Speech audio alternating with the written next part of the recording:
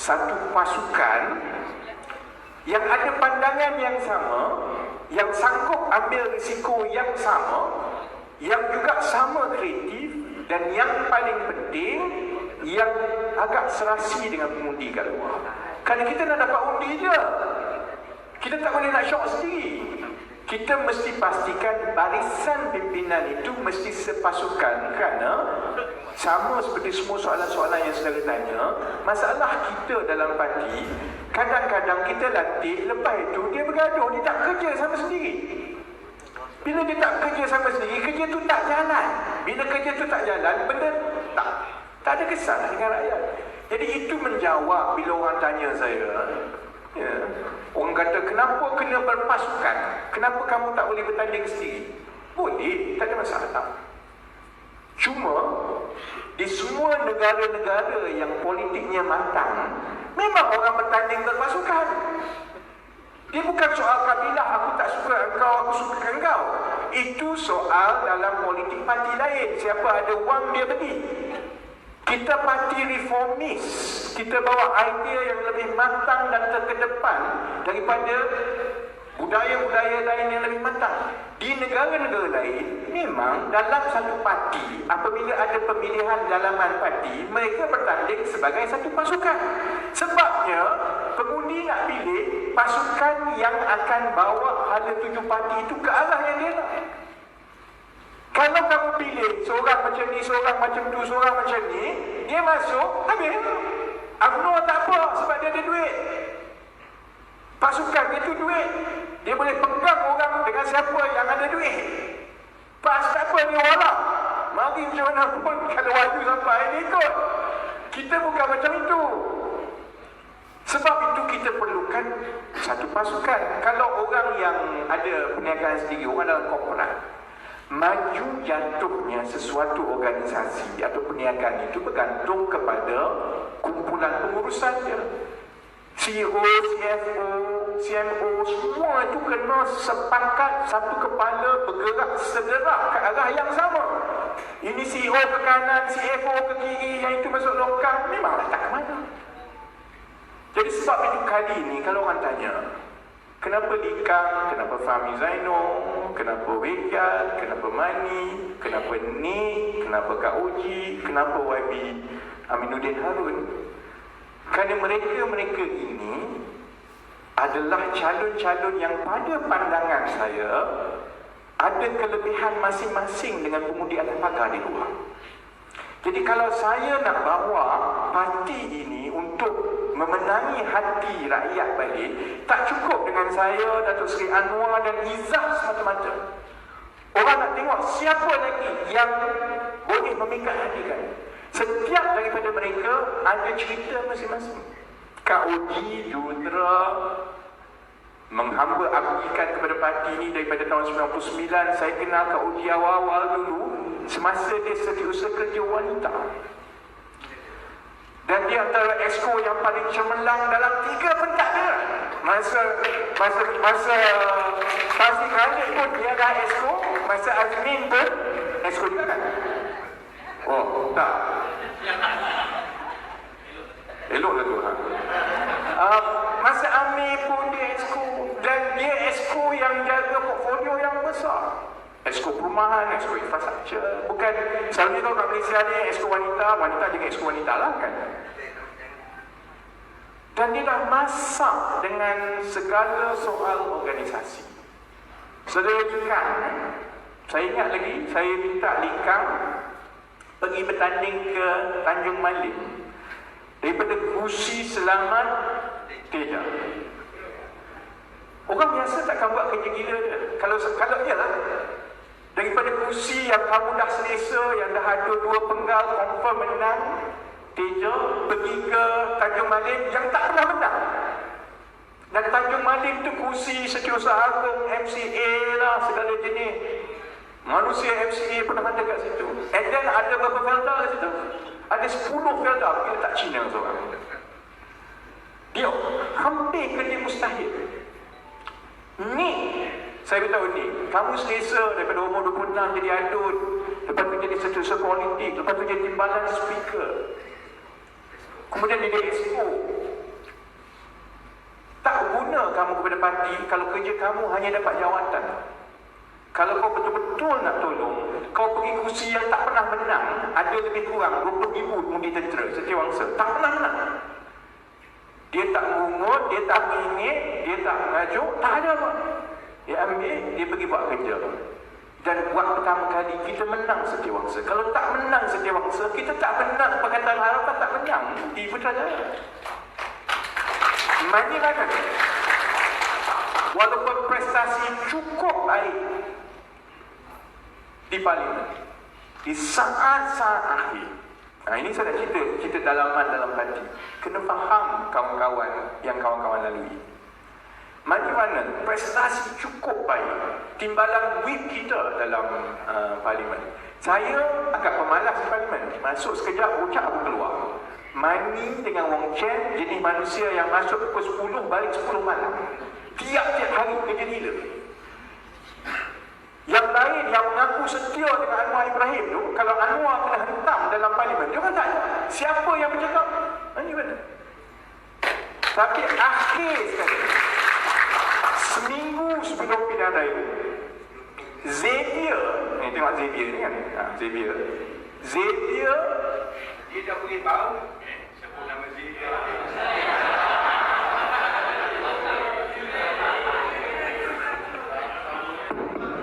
Hebat je. Dia dah ingat Rosmah je boleh buat. Xavier, seminggu sebelum pilihan raya itu dia belah itu yang Pakatan akan menang. Jadi dia nak kursi parlimen. Sebab sebelum tu dia nak kursi tu sebab dia nak jadi exco. Masa tu kita tak ada peluang nak jadi kerajaan kan. Jadi exco lah yang best. So dia nak kursi parlimen. Dia nak kursi Kuala Langat. Nak juga macam mana kursi Kuala Langat. Kita orang duk beritahu, duk berhubung dengan Datuk Seri Anwar dalam menjaga, jangan bagi dekat dia. You tak tahu dia macam mana. Datuk Seri terpaksa imbangkan dua-dua. Azmin pun macam ni, Xavier macam ni, kita orang macam ni. Akhirnya bagi kursi Kuala Langat kat dia. Akibat bagi kursi Kuala Langat kat dia, Dola Sani kena tendang. Jadi Dola Sani kena tendang kat kapal. Dola Sani terkapar-kapar masa tu lah. Sebab daripada Kuala Langat, last minute kena campak kat kapal. Kita orang lah yang pergi tolong dia. Pacar dia, kempen semua daripada scratch. Kita tolong dia di kapal. Dia menang di kapal. Tapi ada satu casualty di kapal. Hasil daripada permainan ni, kawan-kawan yang kartel ni dulu, yang paling besar tu korban mana-mana. Daripada kapal dalam tempoh seminggu, dia kena campak pergi ke hutan melintang. Tak ke mana-mana. Dia tak mengajuk, tak marah, tak apa, backup, pergi ke hutan melintang. Tak menang lah, of course lah.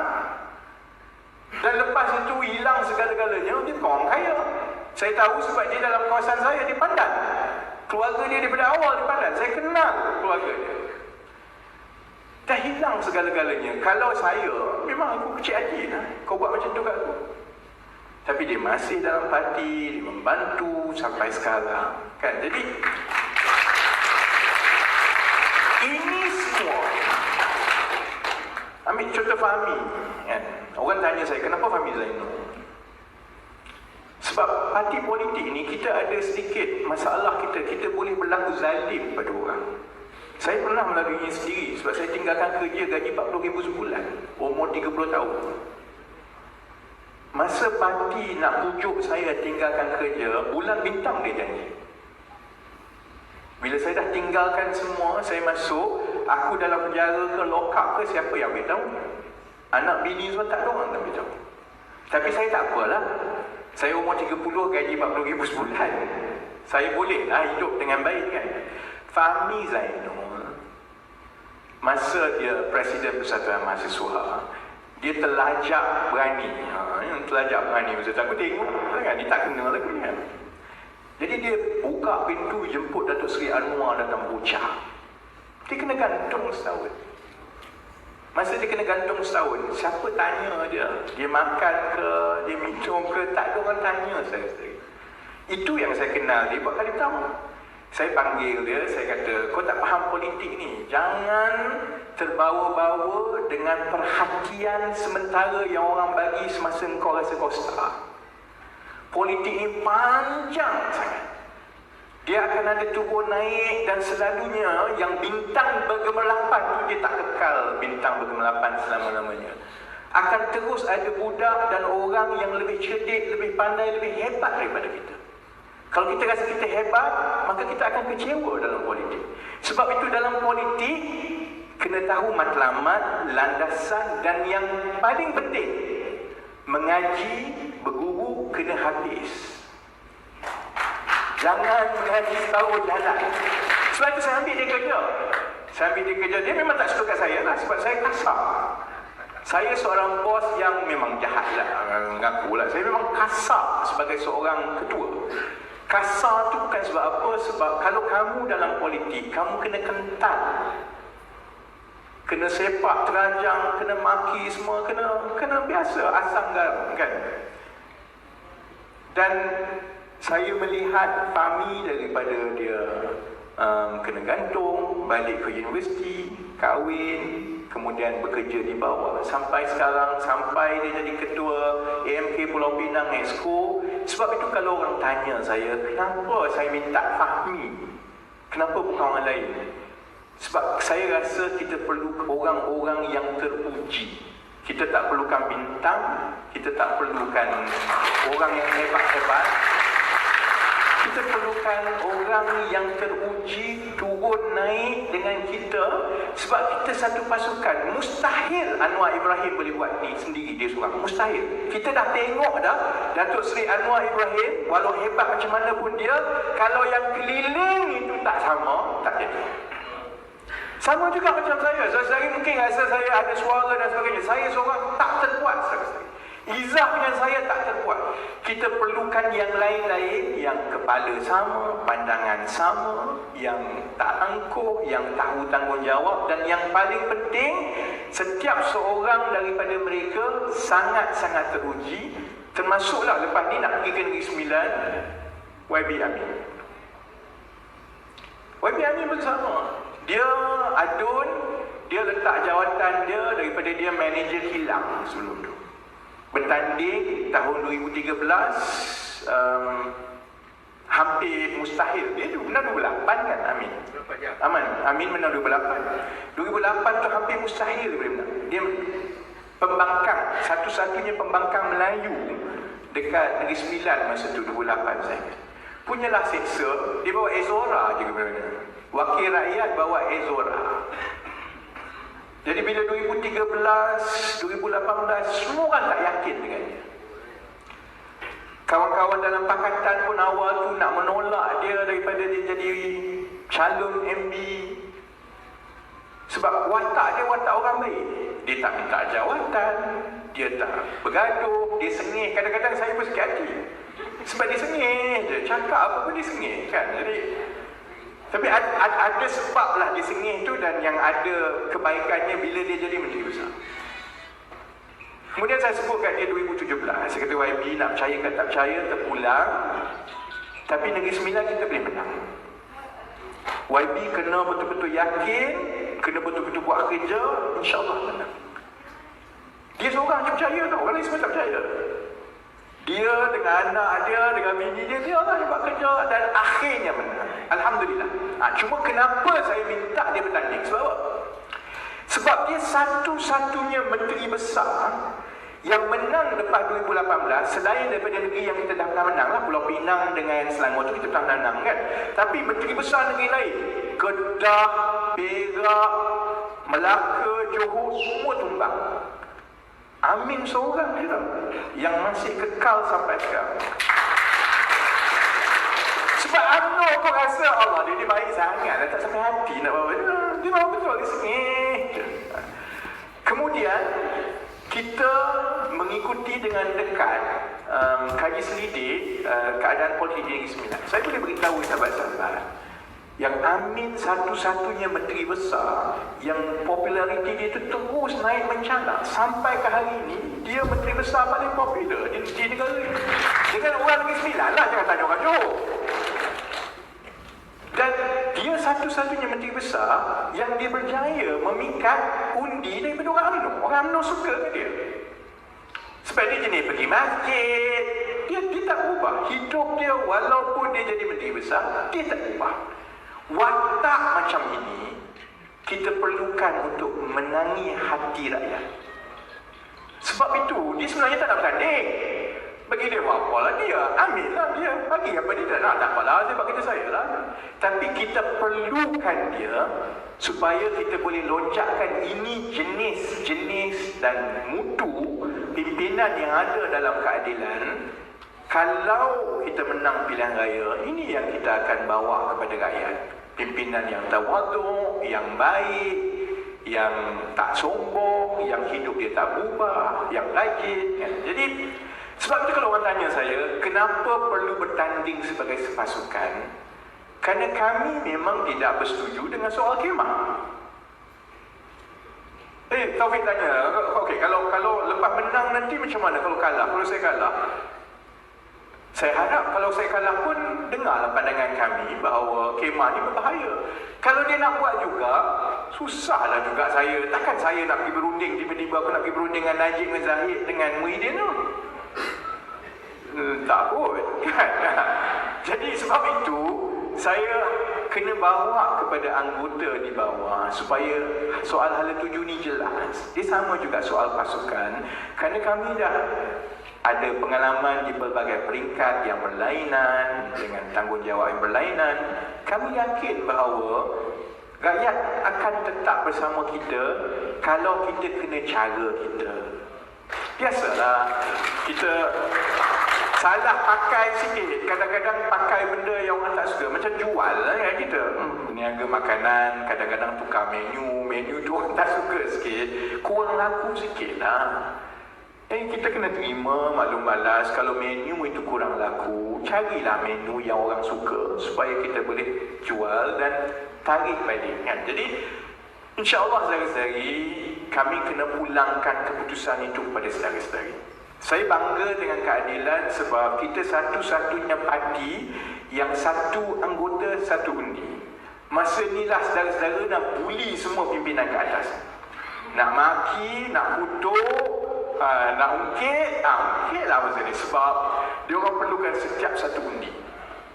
Itu best. Dalam UMNO tak ada macam ni. Berani dia orang bagi Zahid.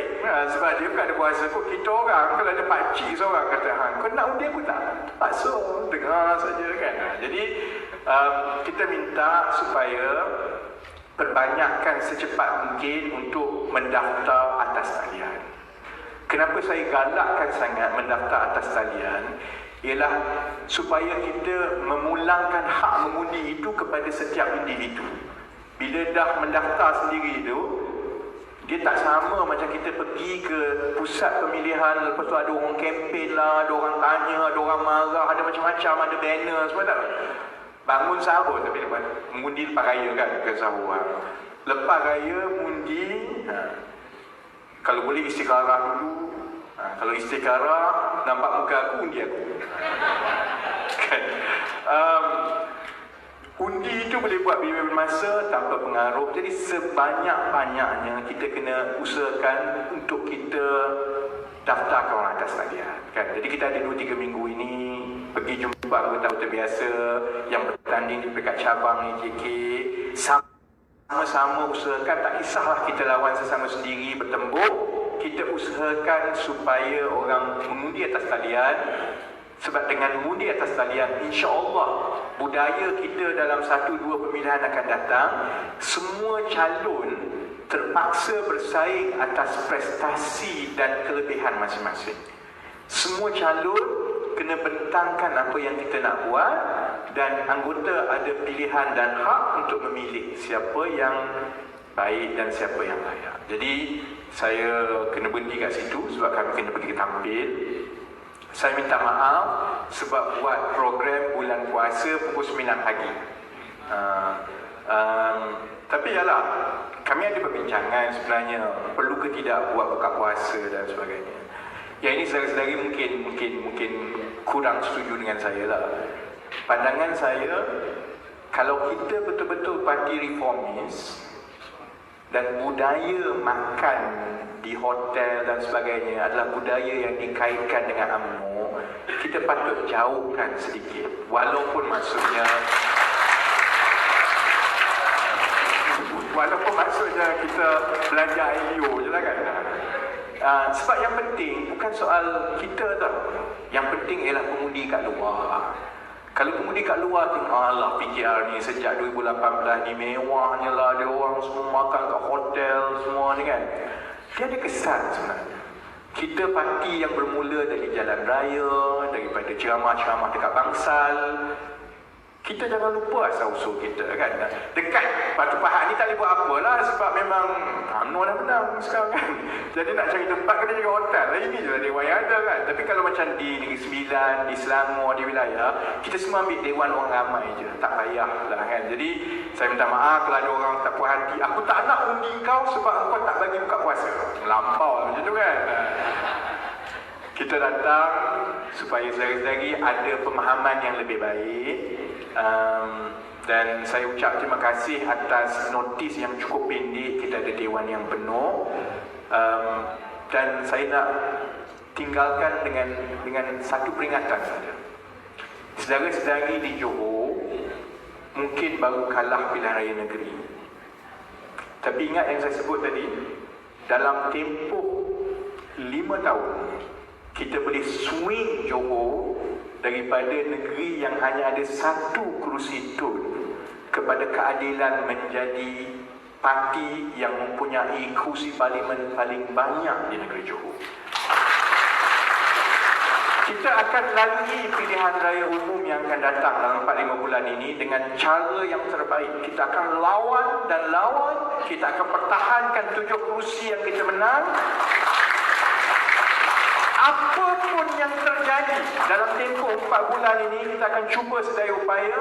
Apapun terjadi dengan keputusan di Johor, kita tahu bahawa Johor akan menjadi kubu kuat keadilan. Kalau bukan bulan depan, tahun depan. Kalau bukan tahun depan, insyaAllah 2-3 tahun akan datang. Dan bila kita swing balik Johor kepada keadilan, kita akan menang besar di Putrajaya. Jadi saya minta saudara-saudari balik daripada hari ini, jangan semata-mata soal pemilihan, tanam azam itu. Tak apa, biar UMNO ni dia rasa seronok sekejap, tak apa, sekejap je kan. Bila kita datang kembali, kita akan menang besar negeri dan parlimen.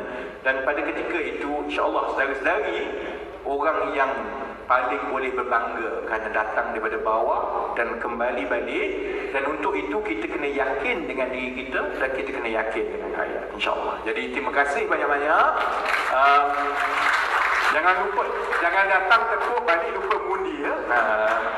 Undi, dan insyaAllah kita doakan yang terbaik untuk parti kita sebab kita ada tanggungjawab yang besar. Saya sudahi dengan wabillahi taufiq wal hidayah. Wassalamualaikum warahmatullahi wabarakatuh.